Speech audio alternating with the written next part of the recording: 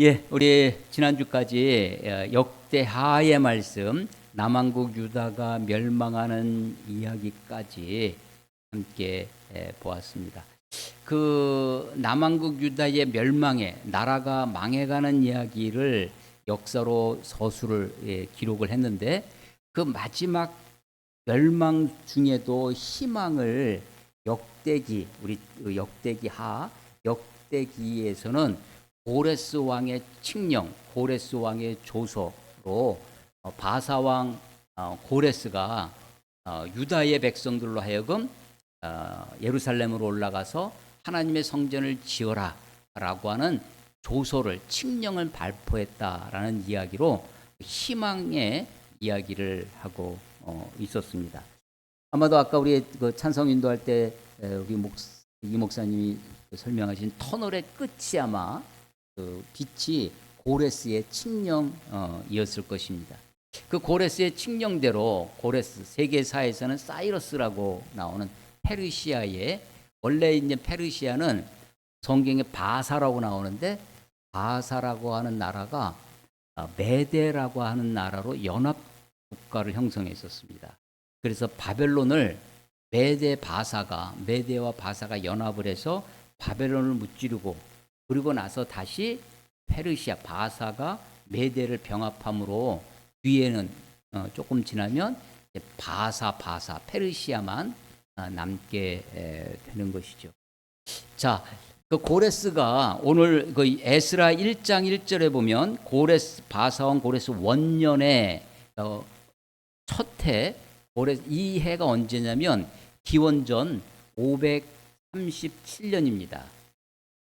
537년. 남왕국 유다가 망한 게, 남왕국 유다가 바벨론에 의해서, 느부갓네살 왕 바벨론에 의해서 멸망한 것이 기원전 586년입니다.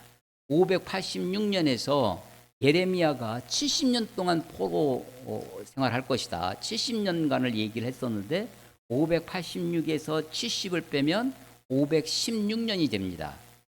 586, 516.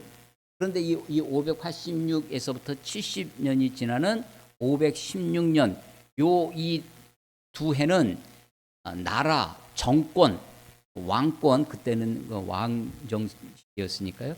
그 왕이, 나라가 기준으로 한 것이 아니라 성전을 기준으로 한 것이었습니다. 예루살렘 성전이 무너지고 예루살렘 성전 다시 세운 것이 516년이었습니다. 70년의 사이가 있죠. 고레스 원년이 이 516년보다 21년 앞선 537년이에요. 그러니까 나라가 망하고 포로도 1차, 2차, 3차로 끌려가는데 그 세 번째 포로로 끌려가는 것이 586년, 나라가 망하고 예루살렘 성전이 무너지고 했던 해입니다. 그로부터 약 50년, 49년 정도 지났을 때 537년에 페르시아의 바사 고레스가 유대인들은 돌아가서 예루살렘에 올라가서 성전을 지어라 라고 했다는 것입니다. 근데 왔는데 그때 1차로 돌아온 사람, 돌아오는 복귀를 한 번에 다 돌아온 것이 아니라 1차, 2차, 3차에 걸쳐서 돌아옵니다. 그 첫 번째 복귀가 바로 스룹바벨에 의해서 돌아오고, 스룹바벨이 성전을 재건을 해요. 그게 1차 복귀입니다. 그런데 고레스가 돌아가라고 명령했던 것은 537년이었는데 와서 성전을 지으려고 했더니 그냥 순조롭게 성전을 지은 것이 아니라 사실은 반대가 있어서, 특별히 사마리아를 중심으로 한 세력들이 반대가 있어서 곧바로 짓지를 못하고 지체하다가 조금 짓다가 중단되어서 한참 중단됐어요. 한참 중단돼서 21년 정도 지난 다음에 성전을 지은 거예요. 그게 516년이 되는 것입니다. 그러니까 1차에 돌아오자마자 성전을 지은 것이 아니라 조금 지으려다가 중단돼서 한참 지나다가 약 20여 년, 21년 정도 지나서 516년에 성전을 지었다라고 하는 것입니다. 그로부터 약 50년 정도 지나서 50년 지나서 두 번째 복기가 시작됩니다. 그게 에스라예요. 에스라는 처음에 1차 복기 537년 바사 원년 537년부터 약 80년 뒤에 오는 거예요. 그래서 오늘 7장 1절에 2일 후에라고 되어 있는데 앞에까지 1장부터 6장까지 이야기가 1차 복귀 스룹바벨의 이야기입니다. 그로부터 약 58년 60년 정도 지나서 지금 2차 복귀가 되는 거예요. 지금 막 연도가 헷갈리시죠? 1차가 복귀했는데 곧바로 짓지 못하고 20년 정도, 21년 정도 지나서 성전이 세워졌어요. 그로부터 60년 후에 2차 복귀가 되는 것입니다. 그래서 1장과 이 6장과 7장 2일 후에 그 사이가 지금 몇 년의 간격이 있는 거냐면 정확히 얘기하면 58년 정도, 대략 60년 정도의 시차가 벌어지는 거예요. 1차 스룹바벨의 복귀로부터 2차 에스라의 복귀는 80년의 간격이 있어요. 자, 성경이 지금 에스라, 느헤미야, 우리 다음번에 바로 에스라 다음 책이 느헤미야서인데요. 구약 성경의 원래 히브리어 구약 성경은 에스라서와 느헤미야서가 붙어 있습니다. 한 권이었어요. 마치 사무엘 상하가 한 권이었던 것처럼, 열왕기 상하가 한 권이었던 것처럼, 역대 상하가 한 권이었던 것처럼 에스라와 느헤미야서가 한 권이었는데 그것을 둘로 나눠 놓은 것입니다. 에스라서와 느헤미야. 그런데 에스라서에는 1장부터 6장까지 1차 복귀 이야기, 7장부터 10장까지가 2차 복귀 이야기가 있는 거예요. 그리고 3차 복귀가 누구냐면 느헤미야입니다. 느헤미야서가 뒤에 이제 붙어 있는 거죠. 그래서 1차, 2차, 3차 복귀 이야기가 에스라, 느헤미야서에 같이 있어요. 에스라서 앞부분 1장부터 6장까지가 1차 복귀 스룹바벨 이야기, 성전 재건에 관한 이야기. 7장부터 10장까지가 2차 복귀, 에스라에 의한 2차 복귀. 에스라는 율법을 재건하는, 율법을 바로 세우는데 주안점이 있었습니다. 3차 복귀 느헤미야는 성벽, 예루살렘 성벽을 재건하는 이야기입니다. 에스라의 2차 복귀와 3차 복귀 느헤미야는 약 14년 정도의 차이가 있어요. 그러니까 에스라와 느헤미야는 거의 동시대의 사람이라고 볼 수 있습니다. 그래서 느헤미야서를 읽어보면 에스라 이야기가 나와요. 에스라의 부흥운동이 느헤미야서에 나옵니다. 그러니까 1차와 2차는 80년 정도의 간격이 있고 2차와 3차는 14년 정도의 간격이 있는 것인데 이 에스라서의 앞부분과 뒷부분 1장부터 6장까지 7장부터 10장까지 이야기가 2일 후에 7장 1절에 있는 것으로 그게 그렇게 나뉘어지고 있는 것이다 라는 것입니다. 1절에 보면 바사왕 아닥사스다가 왕위에 있을 때 에스라라는 자가 있으니라. 그는 스라야의 아들이요 아사랴의 손자요 hil기야의 증손이요 라고 하면서 에스라를 소개를 하는데 몇 대손 해가지고 어디까지 가냐면 5절에 보면 대지사장 아론의 16대 손이요까지 올라갑니다.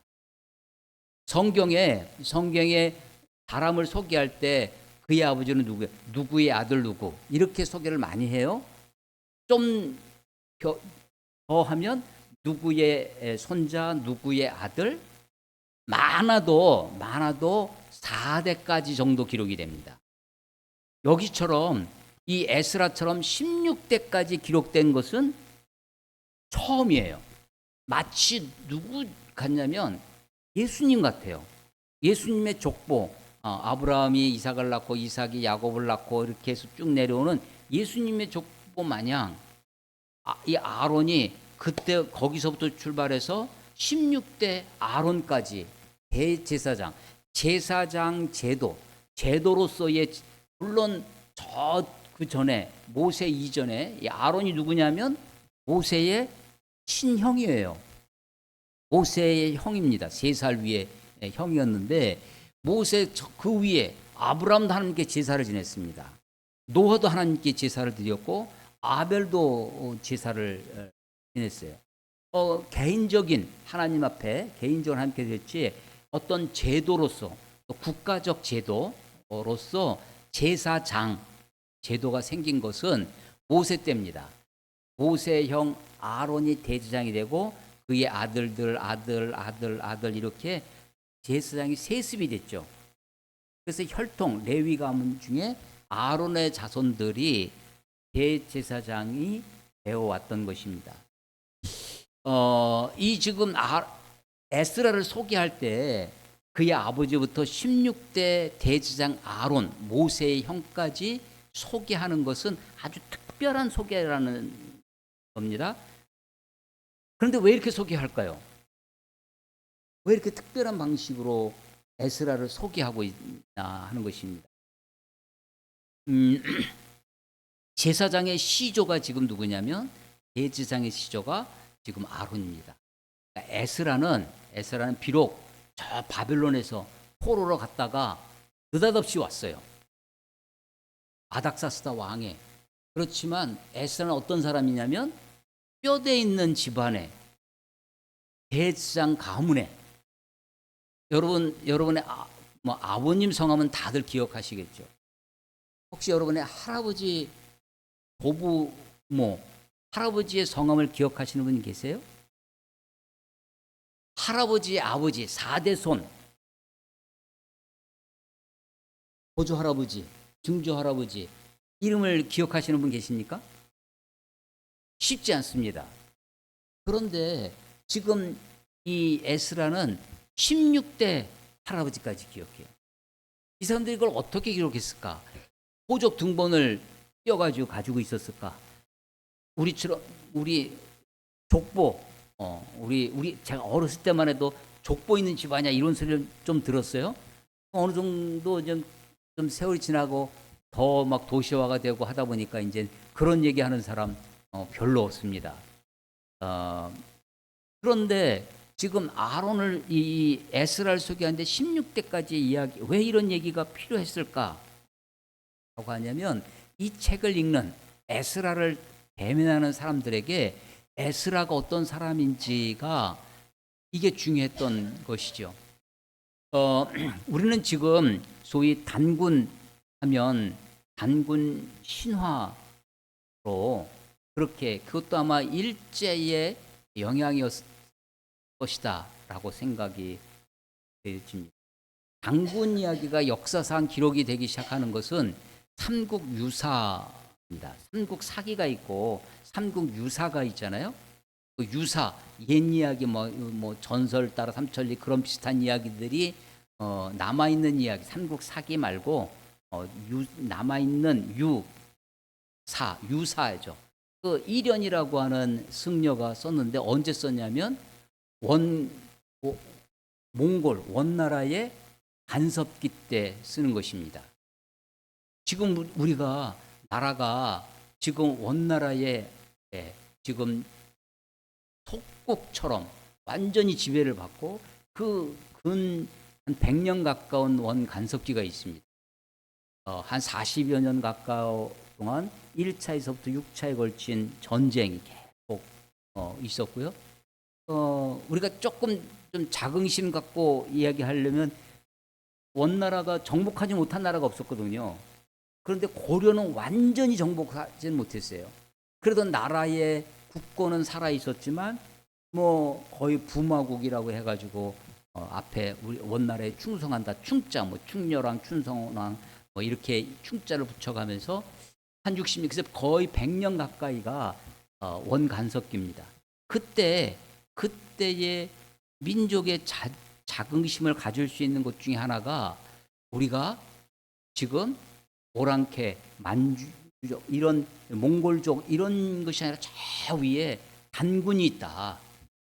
우리가 뿌리 깊은 나라다라고 하는. 그래서 그때 나옵니다. 단군 이야기가 또 어디에 나오냐면 제왕운기라는 책에서 이승효라고 하는 사람의 쓴 역사서인데 그것도 고려 말기에 원간섭기에 쓰여진 책이에요. 그러다가 또 단군 이야기가 언제 나오냐면 1909년에 나철이라고 하는 사람이 대종교라고 하는 단군을 숭상하는 종교를 만들고 이 대종교가 항일 독립 운동하는데 굉장히 영향을 여기 있는 그런 세력이 됩니다. 우리가 알고 있는 김좌진이라든지 이런 세력들이 대부분 대종교의 사람들이 그렇게 활동을 많이 해요. 그런데 그 단군 이야기가 왜 필요했을까? 단군 이야기가 민족의 자긍심을 갖게 하는데 그게 그 시대에 일제강점기, 일제의 지금 1905년 을사늑약 이후로 완전히 외교권도 빼앗기고 국권을 빼앗기는 그때에 그런 것들이 필요했을 것입니다. 지금 사실은 이스라엘에 돌아와요. 돌아오는데 지금은 우리나라 역이민 한국에 와서 취업하려고 하는 사람들이 꽤 있습니다. 미국에 생활하고 2세가 태어나고 3세가 돼도 기회가 있으면 한국에 있는 대기업으로 취업하고 하려고 하는 그런 분들이 혹 있어요. 왜 그러냐면 우리나라가 그만큼 나아졌기 때문이죠. 만약에 70년대, 60년대 그런 모습 그대로 하셨으면 누가 오려고 했겠어요? 이민 가서 자녀가 태어나도 한국말 못 쓰게 했다고 합니다. 발음이 틀려진다고. 미국 사람처럼 완전히 생각부터 모든 게 미국 사람처럼 되어져야 된다고 했던 거죠. 근데 지금은 한국말 열심히 가르치고 미국의 웬만한 대학들 대부분 한국어 강좌가 있다고 하는 겁니다. 지금 예루살렘으로 돌아오는데 예루살렘이 그동안 망했던 나라가 다시 부흥하고 번영하고 잘 돼서 돌아오는 게 아닙니다. 여전히 패망, 여전히 나라가 어렵고 힘든 가운데 있어요. 근데 돌아오는 겁니다. 돌아와요. 근데 돌아오는데 어디서 지금 1차 복귀와 2차 복귀, 스룹바벨과 에스라의 그 1차와 2차 복귀가 몇 년이라고 했냐면 80년이에요. 그래서 지금 458년에 2차 복귀 에스라가 오는 겁니다. 그러니까 처음 나라가 망했을 때부터는 586년 느부갓네살에 의해서 나라가 망하고 포로로 잡혀간 것으로 따지면 약 130년이 지난 거예요. 에스라가 돌아올 때는 130년의 간격이 있는 겁니다. 그리고 스룹바벨 1차 복귀는 80년, 성전이 재건된 걸로 510년이라면 한 60년의 간격이 있어요. 성전이 재건됐어요. 스룹바벨에 의해서. 성전이 재건되었다고 나라가 획가닥 바뀐 게 아닙니다.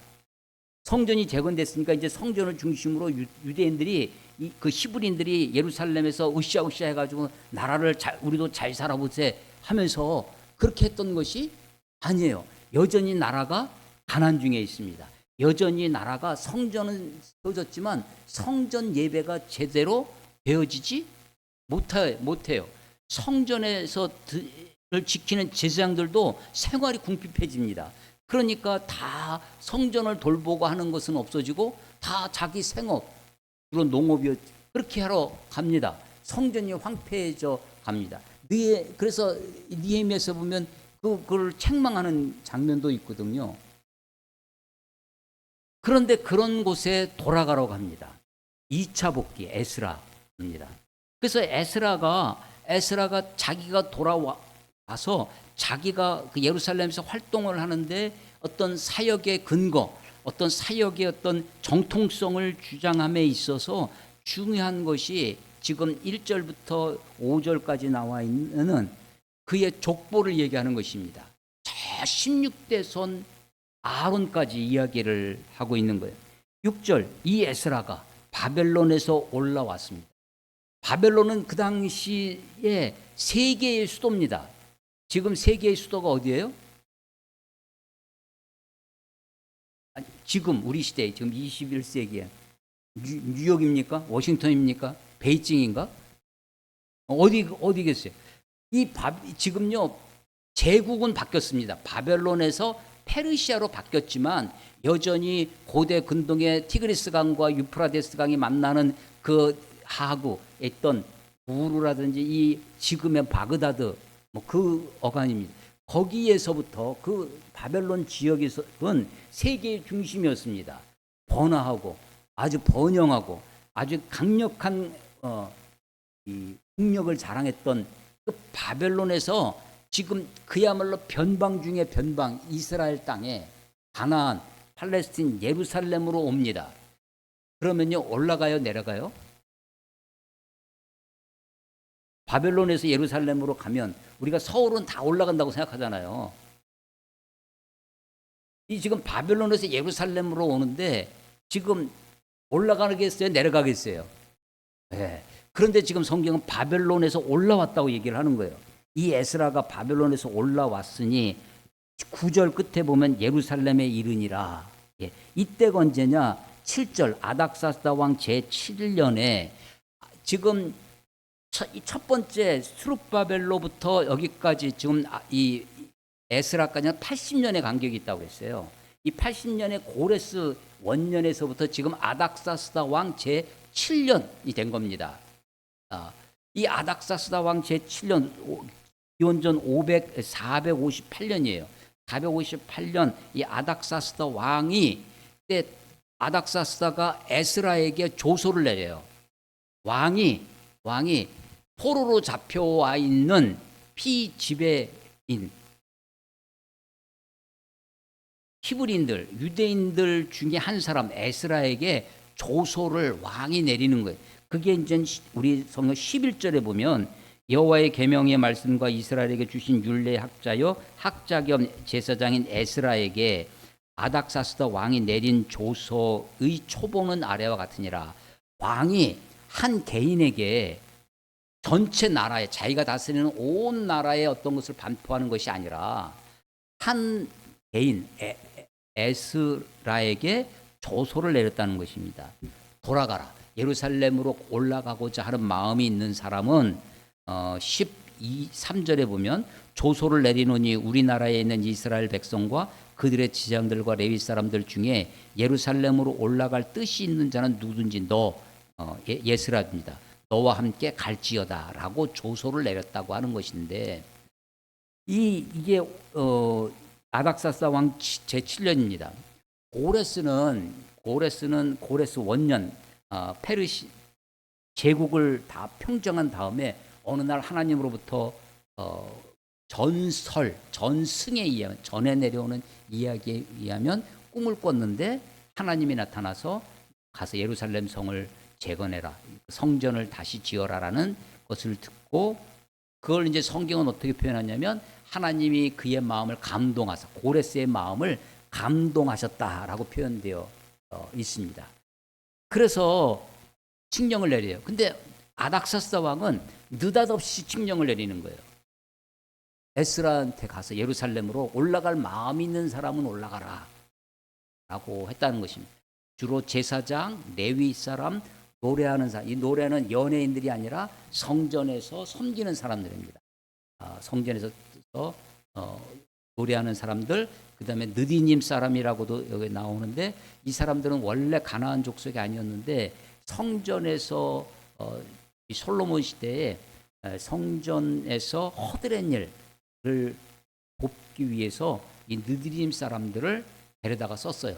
이 사람들이 포로로 잡혀갈 때 같이 갔었고 그 중에 일부가 성전에서 일하는 사람으로 돌아오게 됩니다. 그러니까 다 성전, 예루살렘 성전과 관계된 사람들이 돌아오는 것이죠.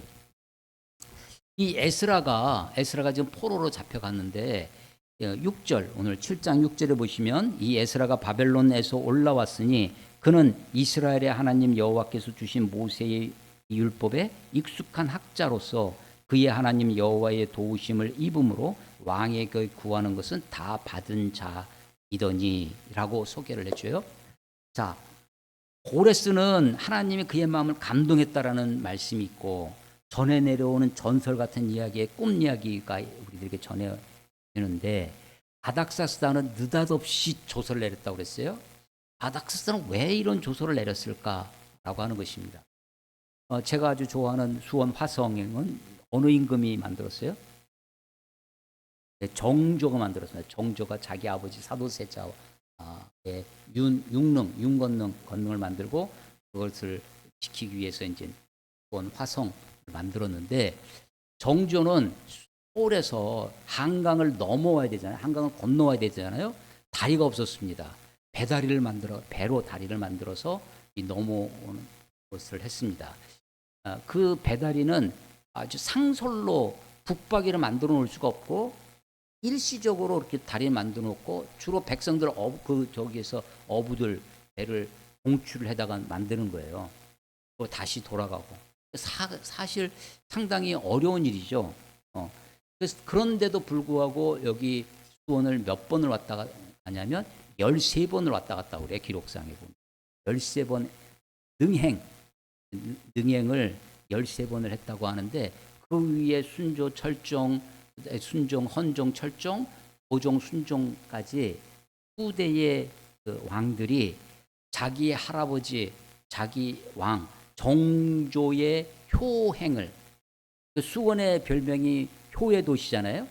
효행, 효를 본받기 위해서 정조만큼 자주 오진 못했지만 어떤 왕은 2번, 어떤 사람은 5번 그 재임 기간에 이 수원을 다녀가는 것입니다. 왜? 자기 선조, 선왕의 뜻을 기리기 위해서. 아닥사스다가 왜 느닷없이 지금 돌아가게 했을까 하는 것입니다. 성전을 지어놨어요. 가서 성전을 지어라 했더니 당장 되지 못하고 와서 한 20년 후에 성전이 재건되었습니다. 그런데 그로부터 약 60년이 지났어요. 아닥사스다 왕 2차 에스라 복귀. 그 사이에 보니까 성전에서 제대로 하나님을 제사하고 예배하는 것이 되어지지 않는 것입니다. 그래서 자기 선왕의 뜻, 자기 할아버지의 그 고레스 왕의 뜻이 제대로 이루어지지 않는 것을 보고 에스라에게 명령을 해서 돌아가라. 그래서 성전을 내서 성전을 섬길 사람, 성전을 제대로 잘 섬겨라라고 하는 것입니다. 그런데 이 에스라는 어떤 사람이었냐? 6절에 보면요. 모세의 율법에 익숙한 학자라는 말이 나오고 왕에 구하는 것은 다 받은 자였대요. 이때 왕은 어느 왕이겠어요? 아닥사스다 왕입니다. 바사 왕이에요. 바사. 페르시아 왕입니다. 그런데 페르시아 왕에게 에스라가 가서 이렇게 뭐 부탁하고 요청을 하면 왕이 다 들어줬다는 거예요. 왜 들어줬겠어요? 에스라가 그만큼 귀하니까, 존귀하니까. 에스라가 그렇게 대우를 받는 겁니다. 이 시대에 이 아닥사스다 왕의 아버지가 누구냐면 아하수에로 왕입니다. 들어보신 적 있어요? 아하수에로. 이 아하수에로 왕 때 왕비에 대한 스캔일이 벌어져요. 그게 누구냐면 에스더서입니다. 왕비를 폐위하고 다시 왕을 뽑았는데 그게 에스더였어요. 유대인들을 죽이려고 하는 하만 장군의 계획가 있었고 그게 바로 아버지 아하수에로 왕 때입니다. 그의 아들 아닥사스다 왕이에요. 지금 이야기가. 그래서 이 아닥사스다 왕 때 비록 유대인들이 이스라엘 사람들이 포로로 잡혀온 그런 사람들이지만 이 사람들이 바벨론에서부터 약 지금 100여 년이 지났어요. 오는 사이에 잘 정착을 했습니다. 아마 유대인만큼 생존력이 강한 민족도 없었을 겁니다. 그 시대에 이 에스더 왕비까지 된 사람이 있었고요. 바로 뒤에 나오는 느헤미야처럼 총독이 술관원 나중엔 유대의 총독이 되는데 이 아닥사스다 왕의 술 관원이 됩니다. 술 관원하면 우리는 뭐 술 따라드리고 우리는 회사에서 술 상무라고 있잖아요. 그런 말 들어보시죠. 그런 정도로 생각하면 안 됩니다. 옛날 고대 왕들은 항상 뭐가 어떤 위협을 가지고 있냐면 독살의 위험을 늘 가지고 있습니다. 그래서 특히 무력으로 하는 것은 다 지키고 있는데 먹는 것 자기가 먹어야 되잖아요. 남이 대신 먹어줄 수 없잖아요. 그러니까 내가 먹어야 되는 거예요. 그러니까 독살의 위험에서 음식을 먹으면 이 음식을 관장하는 사람이 가장 신뢰할 만한 사람을 맡기는 거예요. 술관원이라서 술만 맡는 것이 아니라 음식, 왕이 먹는 것을 관장하는 것입니다. 그리고 그래서 먹을 때도 그 사람이 먼저 먹는다고 그러고 이상이 없는 음식이라는 것을 그리고 때로는 함께 식사하면서 정사를 함께 나눌 수 있는 식견이 있는 사람 그리고 정말 신뢰할 수 있는 사람에게 맡기는 직책 중에 하나가 술관원이었다는 거예요. 그래서 이것은 굉장히 고위직이고 그리고 이것은 굉장히 측근 중에 측근이 되는 거죠. 그래서 느헤미야 그래서 이 바벨론 이 포로로 잡혀온 이스라엘 사람들이 제국이 바뀌어서 바사 왕이 됐을 때는 느헤미야 같은 사람도 나오고요. 그리고 이 에스라 같은 사람, 또 에스더 같은 왕비, 또 선지자 중에 사자굴에 들어갔던 다니엘 이런 사람들이 비록 포로로 잡혀온 민족이었지만 그들도 나름 성공한 그런 사람들이 나오는 것입니다.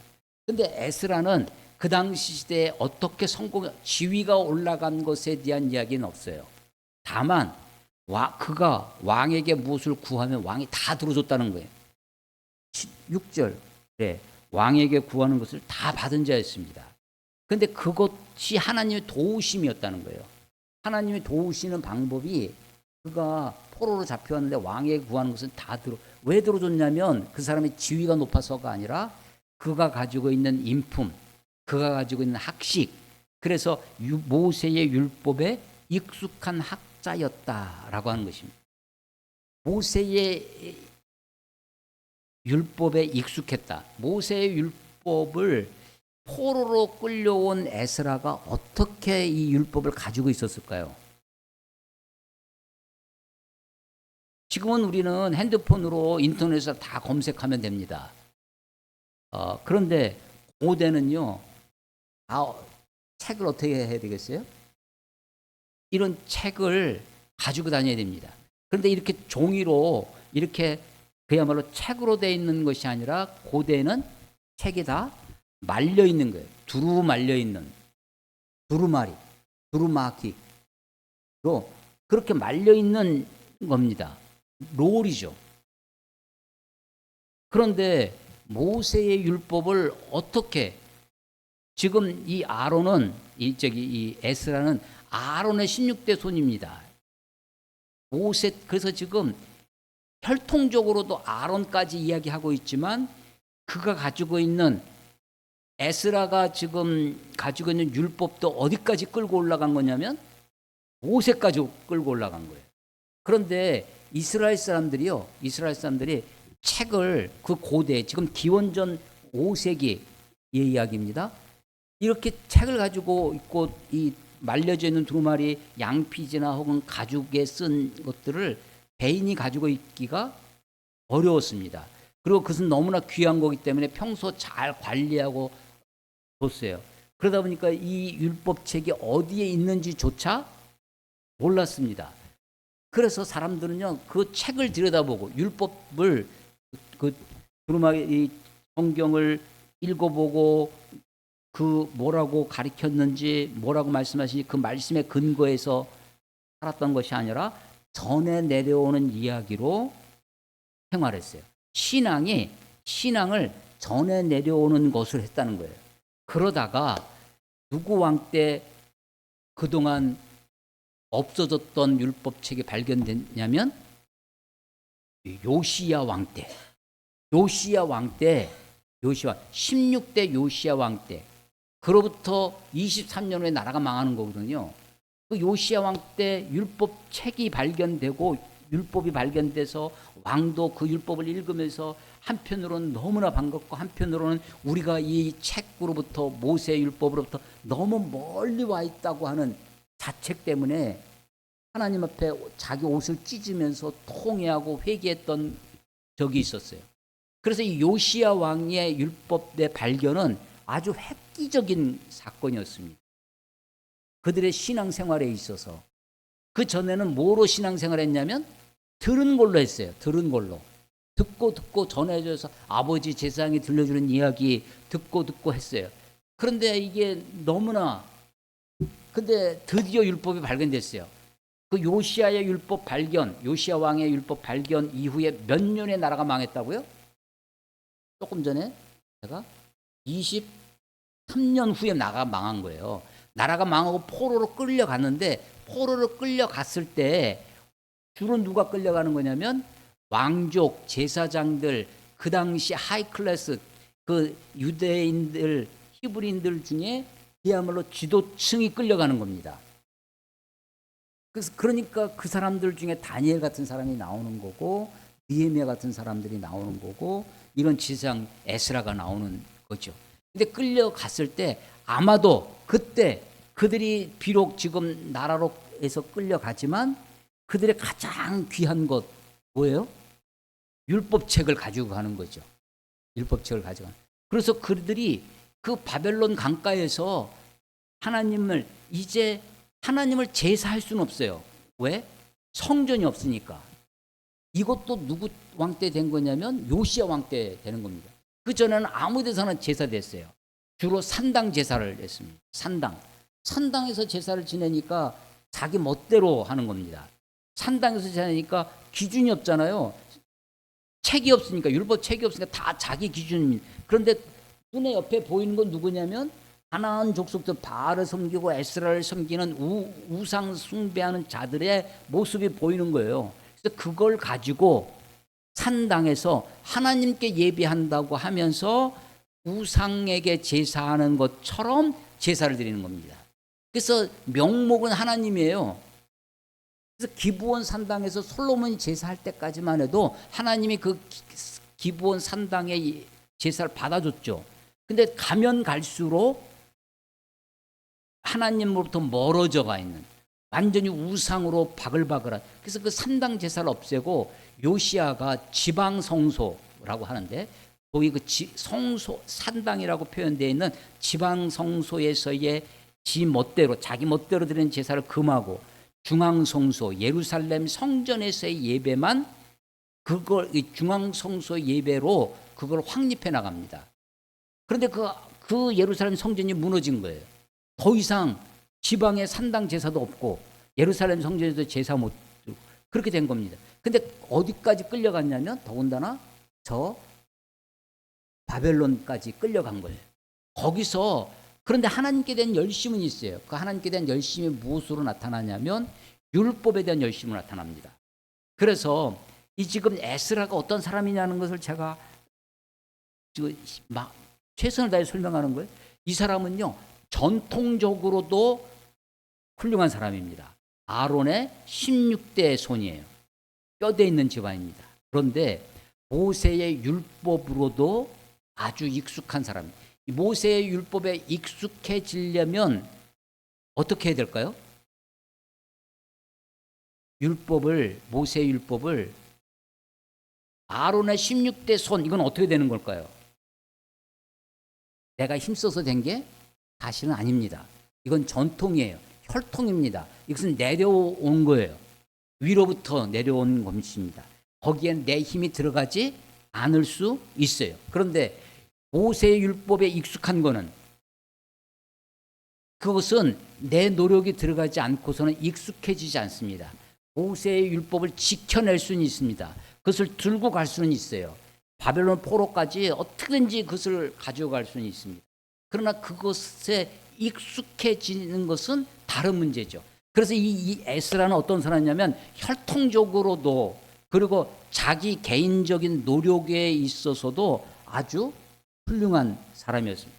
더군다나 그의 인품은 학자적 인품이 지금 자기네 커뮤니티, 공동체 안에서 포로들에게만 영향력이 있었던 것이 아니라 아닥사스다 왕에게까지 그의 인품과 그의 학식이 전달되어서 그로부터, 왕으로부터도 충분한 대우를 받던 사람이었습니다. 그래서 그가 왕에게 구하는 것을 다 받은 자였습니다. 그런데 지금 아닥사스다가 자기의 할아버지의 고레스 왕의 그 뜻을 이어받아 마치 정주의 뜻을 이어받아서 후대의 고종까지 와요. 후대의 왕들이 선왕의 뜻을 이루려고 했던 것처럼 아닥사스다가 유대인들은 돌아가서 성전을 제대로 섬겨라 라고 할 때 이 에스더를 보내는 겁니다. 에스라를 보내는 겁니다. 그래서 에스라는 지금 사실은 바벨론에서부터 예루살렘으로 올 때 많은 것을 버리고 오는 사람입니다. 그는 이미 그곳에서 학자적인 지위 그리고 그의 삶에 그 모든 것이 형성되어 있던 사람이에요. 평판으로도. 그런데 그것을 다 내려놓고 다 버리고 약 1450km라고 그래요. 바빌론에서부터 넉 달 걸립니다. 7장 1절에 7장 7절, 8절, 9절에 보면 9절에 첫째 달 초하루에 바벨론에서 길을 떠났다고 그래요. 그래서 8절에 보면 제7년 다섯째 달에 도착합니다. 약 4개월에 걸쳐서 1450km를 옵니다. 이때 오는 사람이 건장한 남자들만 온 게 아니라 8장에 보면 그때 바벨론에서 2차 포로에서 복귀한 사람들의 이름이 나옵니다. 8장에 보면 계보가 이러하니라 8장 1절에 비느하스 자손에서는 게르솜이요 이다말 자손에서는 다니엘이요 다윗 자손 중에서는 핫두스요 스가냐 자손 곧 바로스 자손 중에는 스가냐니 그와 함께 족보에 기록된 남자가 150명이요. 지금 남자만 기록하는 겁니다. 남자 어른만 기록하는 거예요. 이게 몇 명이요, 남자가 몇 명이요, 남자가 몇 명이요 쭉 기록이 되어 있는데 이것을 헤아려 보면 숫자를 다 더해 보면 약 2,000명이 됩니다. 남자가 2,000명이에요. 그런데 남자가 2,000명이면 여자도 있을 테고 아이들도 있었을 것입니다. 그래서 그 8장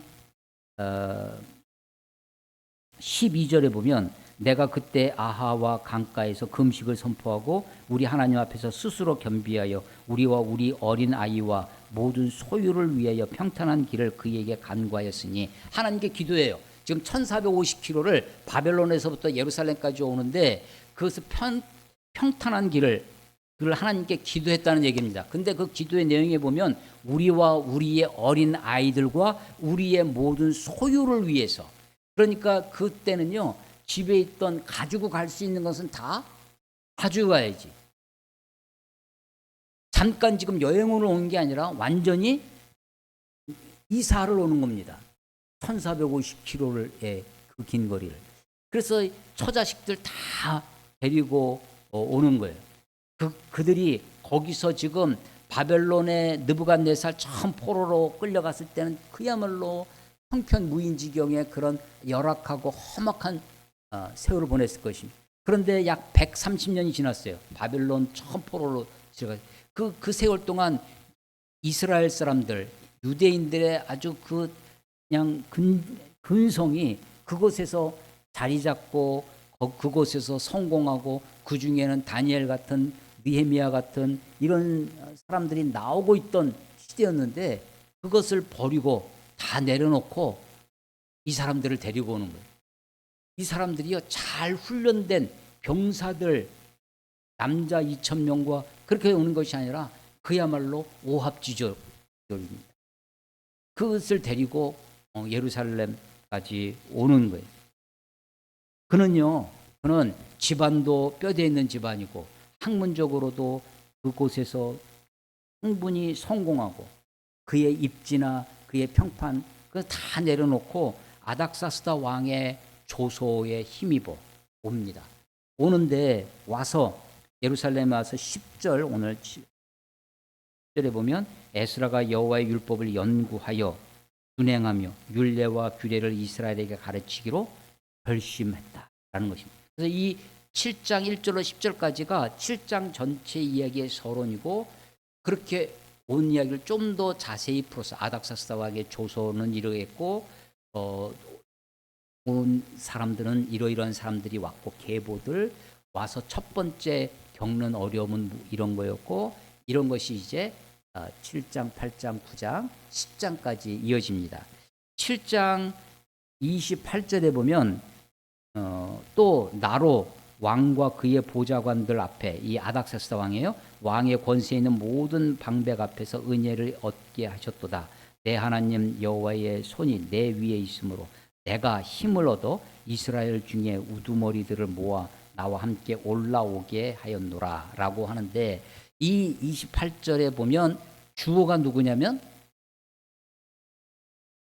주어가 누가 얘기하냐면 내가 나로 내 하나님 내가 힘을 얻어 내가 누구겠어요?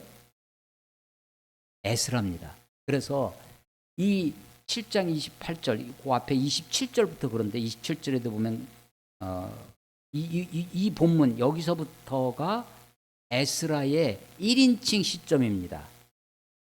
이걸 에스라서는 에스라가 썼다고 여겨지는데 1장부터 6장까지 스룹바벨의 1차 복귀 이야기를 쓰고 7장부터 자기가 주도했던 2차 복귀 이야기를 쓰고 있는 것입니다.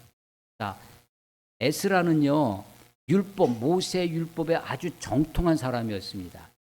말씀, 성경에 깊이 중점을 두고 있는 사람이 조금 부족한 것이 있을 수 있는데 그것 중에 하나가 기도하는 것입니다. 말씀과 기도, 이게 신앙생활의 본질이라고 생각해요. 하나님과의 관계에 있어서 하나님의 말씀, 또 내가 하나님께 말씀드리는 기도, 말씀과 기도가 신앙의 큰 기둥인데 에스라는 말씀으로는 아주 정통한 사람입니다. 모세의 율법에 아주 익숙한 사람이었어요. 학자였습니다. 그런데 그에게 기도도 아주 훌륭합니다. 그 기도가 어떤 것이냐? 8장 봐보세요. 8장. 아닥사스다 왕이 돌아가라라는 조서를 받고 돌아갈 사람들을 모집합니다. 모집해서 보니까 정작 레위인이 없는 거예요. 성전에서 제사를 온전히 드리려고 하는데 레위인이 없어서 다시 사람들을 모읍니다. 모아서 그발강가에서 금식하고 돌아가면서 기도하여.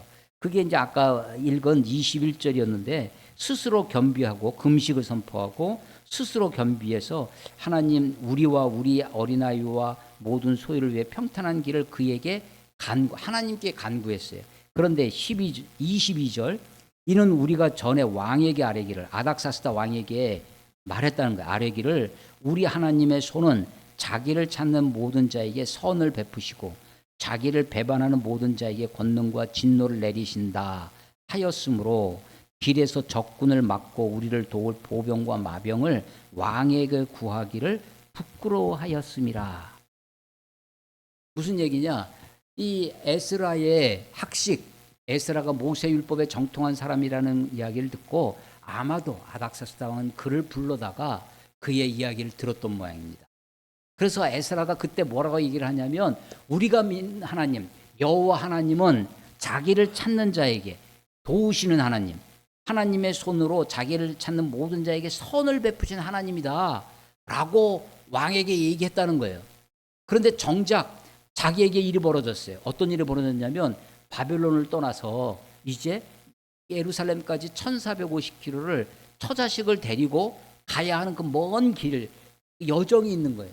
그래서 왕에게 그 길에 만날 강도, 적군 뭐 이런 것들로부터 우리를 보호하기 위해서 보병과 마병을 왕에게 도와달라는 소리를 하면 아니 내가 조금 전에 하나님이 도우실 거라고 말했는데 아니 왕이여 우리에게 보병과 마병을 주십시오라는 이야기를 어떻게 하겠느냐.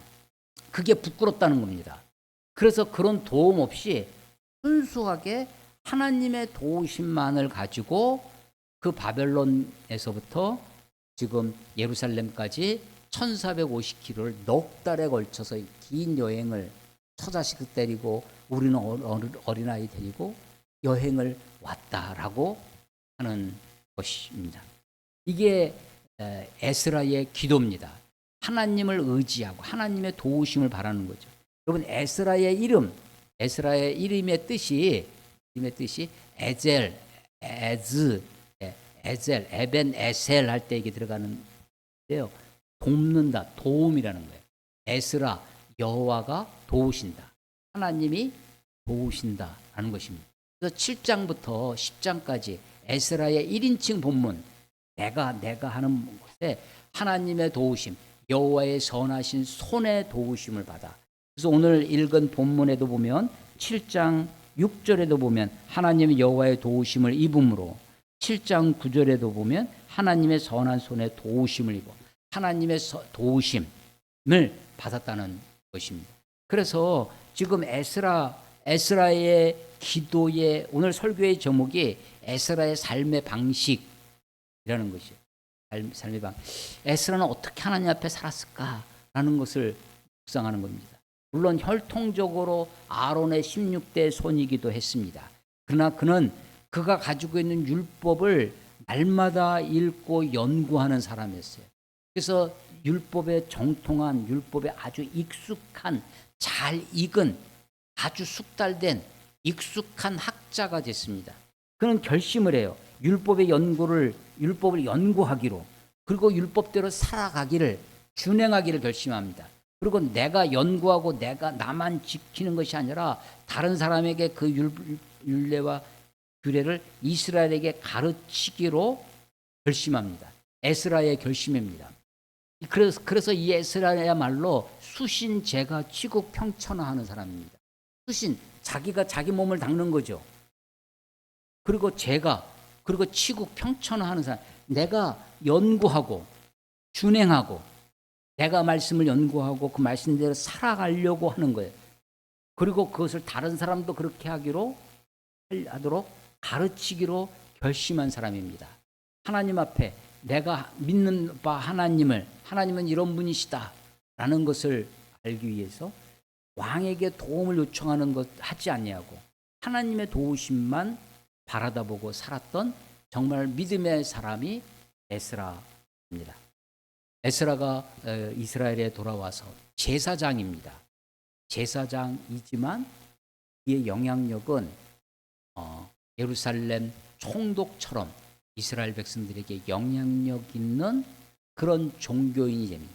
이 에스라와 곧 뒤에 14년 후에 3차 복귀로는 느헤미야는 총독이죠. 에스라는 제사장, 종교인이고 느헤미야는 행정가입니다. 총독, 정치인이죠.